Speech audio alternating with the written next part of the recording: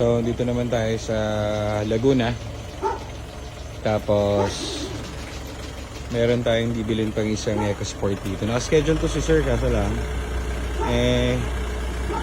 nag-update. So dinaanan na rin namin. So nakabili na tayo kanina ng EcoBoost. Nakabili na tayo ng isang Fiesta. So sana mabili pa natin tong EcoSport ni sir. So this is titanium. Titanium bro. Titanium. Ayan naman Monroe. Titanium. Tapos may BS pa siya doon.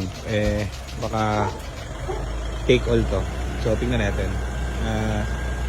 Tingnan pa namin yung issue nito. Pero sinabi na sir yung issue to doon sa radiator niya. Tingnan natin kung mababiyahin natin. If not, papatowing na lang natin. May katayap naman tayong towing.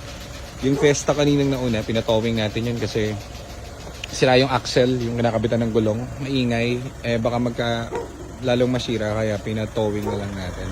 So kasalukuyan ng tinatowing yun papunta sa diretso sa pagawaan sa M7. So ganun. Tignan muna natin.